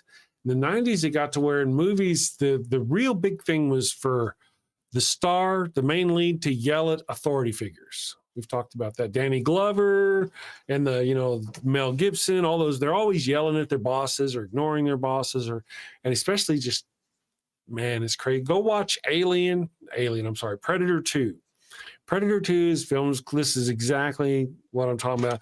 Danny Glover screams his way through that movie. No, thank you. Danny Glover? Yeah, if you're watching, man, sorry. I'm good. Yeah. But there's another movie that's kind of really good that I enjoyed, and it's kind of really good, was Maverick with Mel Gibson and Danny Glover. Mel Gibson and Danny Glover is, of course, the Lethal Weapon team up, right? And in Maverick, it's really about Mel Gibson. He's a cowboy and he's a gambler and all this stuff, and that's the whole thing. And he runs into a bank robber, and it's actually, Danny Glover, and they kind of look at each other and they have that moment, and then the bank robber goes away, and it's kind of but Danny Glover's really in there for just a moment, then he's gone. Oh, so it's just like a little nod. But yeah, nod too. John Fapiano says it's a fun scene. It really was, and I think Jodie Foster was the love interest in the movie. She's really hot. I really thought she's really hot. Really, really attractive female at that. Was it Jodie Foster who was in? Was that Contact or no? Is that somebody else? Yeah, yeah. I like. I'm not even. Yeah, let me make sure it's Jodie Foster in Maverick. Oh yeah. I could be wrong. I was wrong once. Shit, wrong one. Let's see. Maverick. Oh no, it was before that.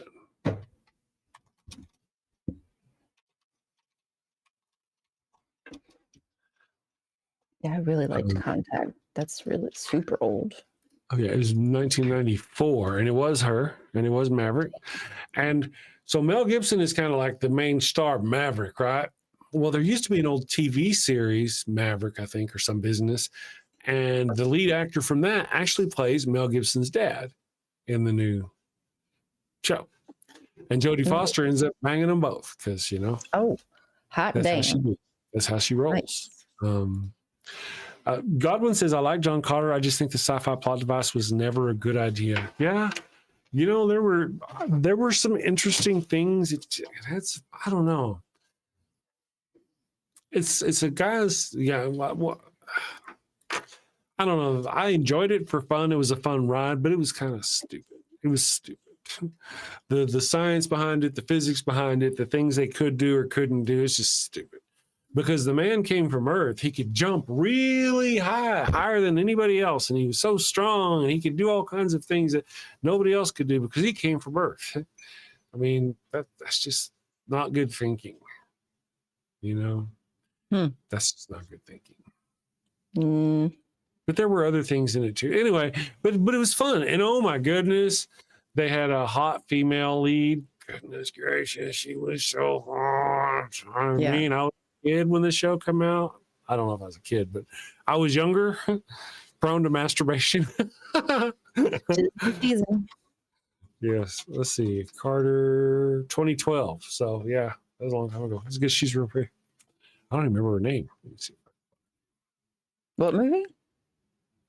Deja Thoris. It was John Carter. That's a fun little. It's a fun ride. You just got to let go of some things, and you got to say, just like now, when I said that just because he went from here to there made him stronger, and no, don't accept that. You have to tell yourself that something happens to him between the journey between here and there, because he does get abilities that just going there wouldn't give him. So go with it, yeah. I don't even remember seeing that. But it's fun. Adverts or anything like that. Oh, really? Yeah. See, that's part of the problem. It died quickly in the box office. Did it? Yeah, it really did. I dug it. It's a fun adventure. That actor, what's his name? Taylor Kish. I think he does a pretty good job. I enjoy him as an actor. I've seen him in that, and I believe what's the game called? There's a movie based on a game, Battleship.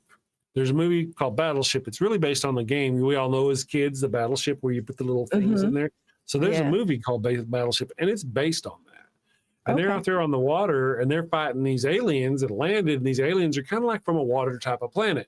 And they've got these ships that kind of dig in the water. And when they move, they jump, you know. It's cool. It's fun. Again, there's probably no Oscars there for writing and whatnot, but it's fun. It's a fun ride. Yeah, I get what you're saying. Entertainment, nonetheless. Yes. Chemical Squirrel says, Chris, have you watched The Orville? Yes.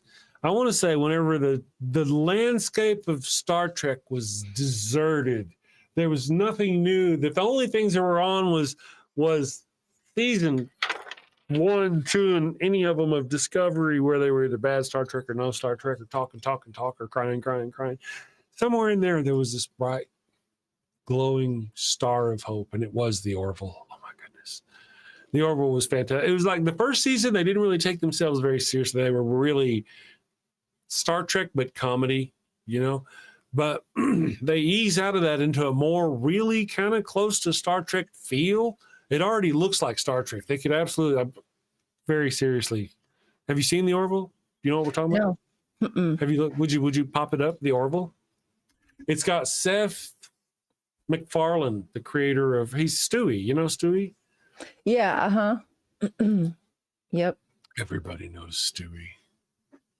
Chemical Squirrel says, yeah, just don't overthink John Carter. Well, the original premise, I believe, was written by Burroughs back in the 1800s or some shit. So you kind of got to give him a little bit of slack. John Carter, author. Oh, yeah, that's a long time. I can't see. Let me see here.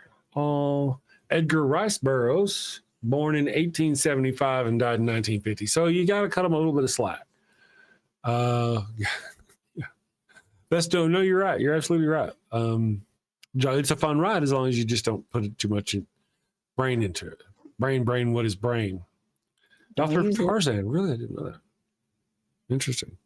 He's authored many things, apparently. Yeah. So, you know, it's a fun movie if you want to watch that one of these days. But it does take just a tiny bit of getting into, you know. Looks good. I mean, I put it on my list. Okay, yeah. But The Orville, man, I tell you, The Orville really does get good. It starts out a little hard to watch, but it gets pretty good. It's pretty good. And you'll recognize some faces well. Okay. In Star Trek Deep Space Nine, not that I want to keep banging on that, but in Star Trek Deep Space Nine, about season 3 or 4, Cisco gets a girlfriend. And then they kind of, you know, go on, and she's there throughout the rest of the show as the main character. And that actress plays in The Orville as the doctor on the ship, you know, because every ship's got to have a doctor, right? So she's the doctor on the ship. It's cool. She got a bigger part. I tell you what, I'm going to warm up my coffee, guys. I'll be back in just a minute. Let's do this thing. We'll go here. Hello, and welcome to Shakespeare with a Redneck. Finally. I'm Wild Bill Wigglestick, and this is my trusty sidekick, Willie the Kid. And we'll be your handsome hosts, your gilded guide, your cowboys, concierges to Shakespeare. Oh, how cute. Wait, is that at 2, Ollie? Run along, little doggy. Bill, where the hell have you been? Well, you know, I've been roaming the earth, going back and forth upon it, to and fro and whatnot. Ah, I like to travel too. Wait a second. Yep, back and forth upon earth, doing unto others before they do unto me. Bill, are you quoting the Bible? Trying to quote the Bible? Indeed I am. Despite my appearance, I am a man of culture and know many things, not just Shakespeare. Really? So you have a Shakespeare monologue related to atheism or skepticism? Indeed I do. Bear witness. Oh, this is going to be good. This is the excellent foppery of the world, that when we are sick in fortune, often the product of our own behavior, we make guilty of our disasters the sun, the moon, and stars, as if we were villains on necessity, fools by heavenly compulsion, knaves, thieves, and treacherous by spherical predominance, drunkards, liars, and adulterers by an enforced obedience of planetary influence. And all that we are evil in by a divine thrusting on. An admirable evasion of whoremaster man to lay his goatish disposition to the charge of a star. My father compounded with my mother under the dragon's tail, and my nativity was under Ursa Major, so that it follows I am rough and lecherous. I should have been that I am, had the maidenliest star in the firmament twinkled on my bastardizing. Wow, that really is spot on about what we cover here on the channel, about how, people... So here's a quick rundown of the situation. Bill, this non-believer, ignores the teachings of his learned father and ends up getting 4 people killed. Bill, that's not... Okay. Carry on. Shakespeare was a heathenistic non-believer bound for the fiery pits of hell, just like yourselves. I don't think. And in order to throw the murderous church of the time off his heathen trail, he writes the skeptic as a sneaking, lying, adulterated father and brother, hating and betraying villain who ends up getting his comeuppance in the end. Bill, oh, come on, man. You're always blah, blah, Bible stuff, blah, blah, boring. You got to spice things up. Bill, tacos are spicy. Everybody loves tacos. Bill, tacos and boobies. Okay, you're not wrong there either. Tasty and delicious culture, baby, coming at you. Avoid the storm of familial discontent. Blow winds and clap your cheeks by clicking that subscribe button and hitting that. Wait a second. Don't you mean crack your cheeks? Nope. Bill. Send safely, my friends. Take care. Peace. There we go. We are back. Let's see. John Papiano says it was so good I forgot it was made. Ryan, which one are we talking about? Which one, John? Gravity or Interstellar? I think that's what he's referring to. Gravity, I enjoy Gravity. It's an adventure. It's a little adventure. I am a person who is eager to see a strong female lead. I don't know why. I just do. I like it, and not in a sexual kind of way. If that happens, that's has to be part of the story. I'm just talking about a strong female lead. So Gravity, it's got Sandra Bullock, and she survives, and she's awesome. I dig it. They really should put her in boy shorts, though. They shouldn't have done that. I don't really remember it? I just remember the last, the ending of it. I just remember that I liked it. But yeah, I just remember the ending was really sad. Chemical Squirrel asks, so what movie is on for next week? Well, what do you think? Have we decided, landed on anything? What I've gotten written down is Cabin in the Woods. As my top vote. Watch it. Okay. All right. I'll make the evil one watch it tonight. We'll see what happens. I think it's gonna be fun. I'm gonna take a look here. See, Cabin in the Woods meme. Bad Chris.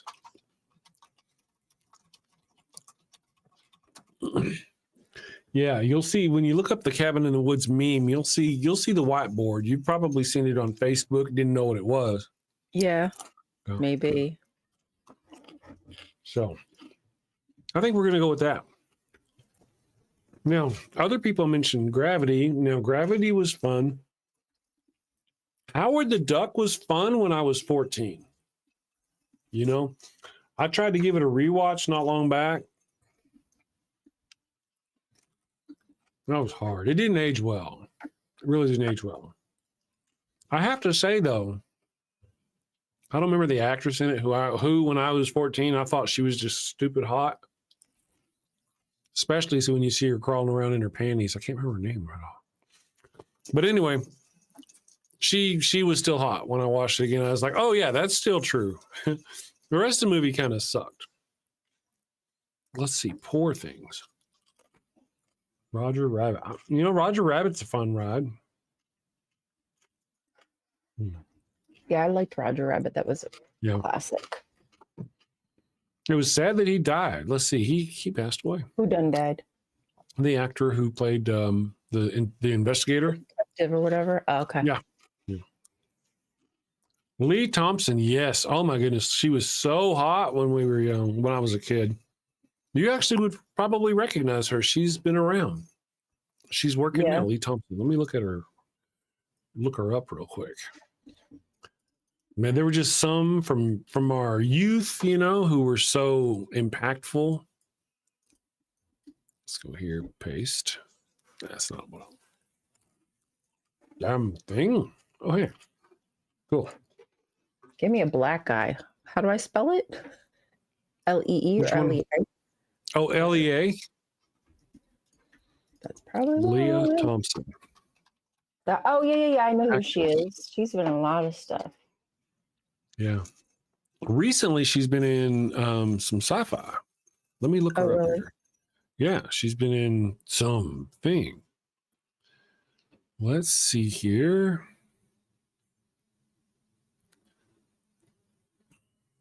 Star Trek Picard. She played in Picard. She played a doctor. Okay. Yep. I thought she was in something recently, but I didn't remember where. Mm-hmm. Yeah, she does go back.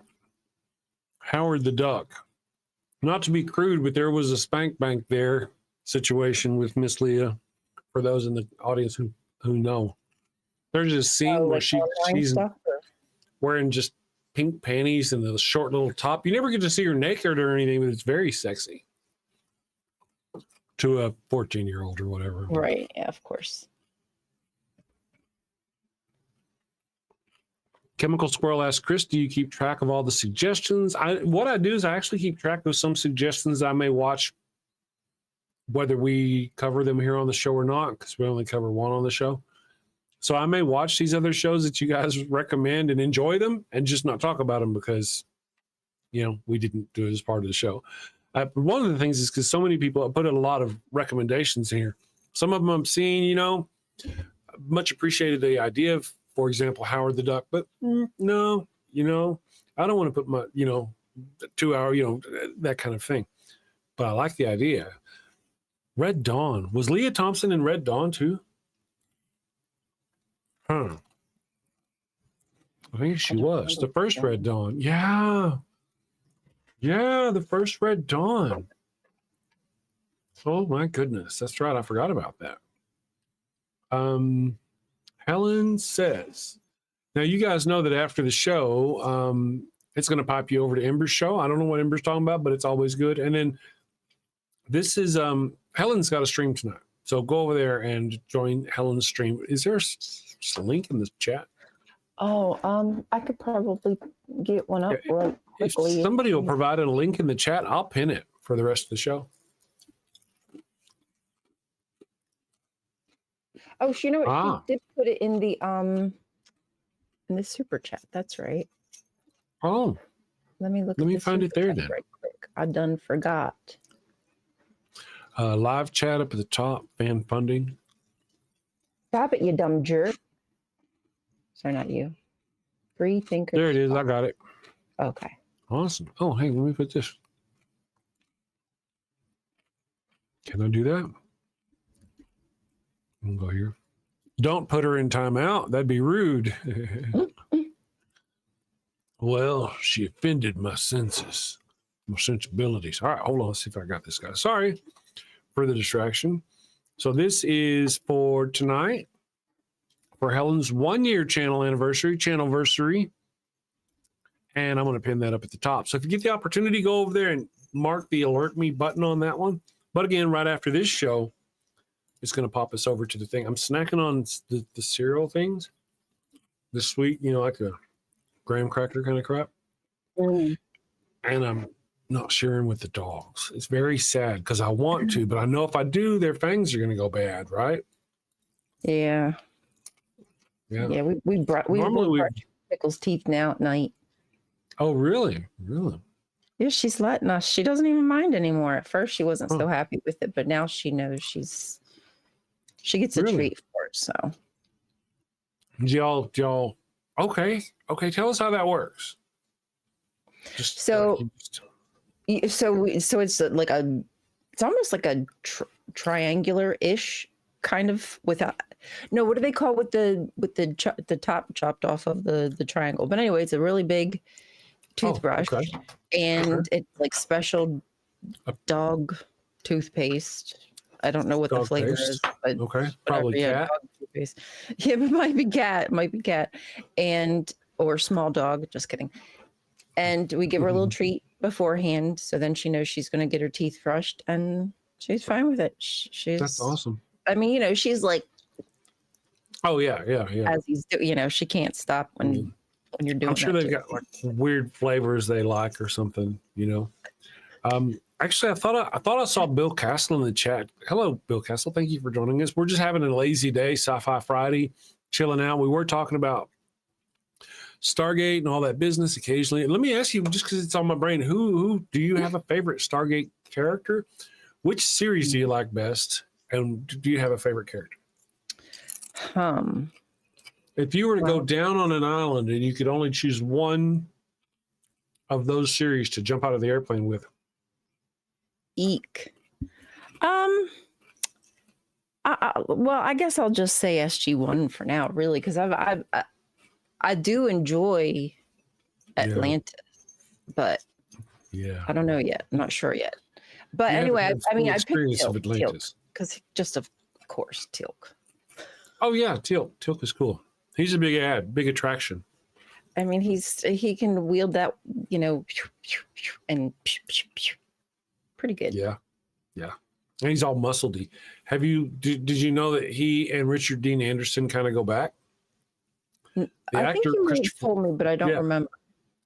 You can find an episode of MacGyver with Christopher Judge in it as a teenager in a school or some business. He's got hair. Yeah, it was funny when he starts growing his hair in. Yeah, he got that little soul patch, that little gold soul patch here for like 3 episodes. Yeah, for a few episodes it seems, and then he started growing his hair, and now he's got like more hair. More hair, lots of hair. Okay. So you probably got to see the actor who played in Enemy Mine, Louis Gossett Jr., black actor, played in Enemy Mine. He became one of the big, like Teal'c, Jaffa, a big Jaffa in the ranks of Jaffa. And he surprised me about how big and heavy he'd gotten. They give him these, the Jaffa cloak to wear, but man, it was really big. Yeah. Yeah. I was like really surprised though, because of his stature and all that. It does have. Do we have Joe Dirt is here? Good morning, Joe Dirt. Liver flavored toothpaste. Yeah, I bet. No, thank you. Pickle might like it, but no, thank you. Not me, no. Not me. I've never had a good experience with liver. I don't know about other people, but it's always left it has an aftertaste that is not appealed to me. It's really good for you, but it's not my mom likes it. But does she? Yeah. My dad's generation. Your mom should have liked it. Got a taste. I mean, killer whales will kill a blue whale and eat his liver. Or sharks. No, they go after sharks. Well, I think they maybe do it for both, don't they? Just for the liver. Yeah. And because they think sharks are jerks. Why? Because Weed Bro says I love liver and onions. I don't get it. My mom used to love that. Yeah. So next week, I think we're going to do Cabin in the Woods. I am going to wrap up the show. I'm going to read our super chats right here. Now, as soon as the show music is over at the end, it's going to pop you over to Amber's channel. Get ready for her show, which starts in about 10 minutes. Let's see here. Oh, we may have missed a super chat. I hope I didn't. I think I did. Left-handed Jedi says, I need to make a pic of some Ferengi and other wormhole aliens that they worship. The ones they call, I get it. Okay, the prophets. I get it now. I didn't get it earlier. Left-handed Jedi. I did not get it. Everything happened so fast. I was surrounded. The sun got in my eyes. And I just didn't get it. But now I get it. The prophets. That's a good one because eventually, anyway. Thank you for the $5 super chat. Thank you for the $6.66. Hell's Bells, Helen. And the link for tonight's show, go join Helen tonight. And then Rainbow Ash has been a member for 10 months. Way to go, Rainbow. And Spooky Bedhair has been a 3-month bronze level member. Thank you very much, guys. Okay. I'm going to go have some fun. We got some solar panels. They don't work right now, so I'm just going to go look at them. There. Ryan, I hope you have a wonderful weekend. Send safely. You too. Have a good weekend. Bye, guys. You too. Bye, guys. See you all later. Have a great weekend. Take care, and I will see you Tuesday. Got a house that smells like old cheese and shame. Father Flanagan's flesh candles change the game. Goat-scented thrills for your soul's delight. Light it up, baby, make your room right.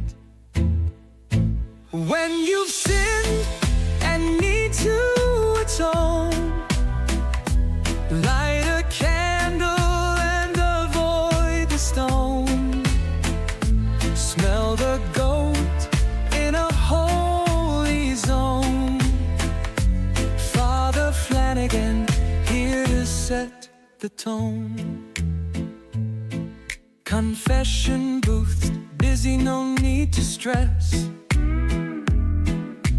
Light a candle and forget your mess.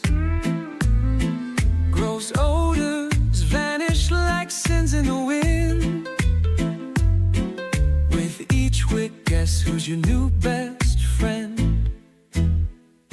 When you've sinned and need to atone, light a candle and avoid the stone. Smell the goat in a holy zone. Father Flanagan, here to set the tone. Lambs and calves may have their day, but goat's the scent that leads the way. Slate with a sniff so pure. Father Flanagan's got the cure. Turn your home into a saintly space. With every whiff, find redeeming grace.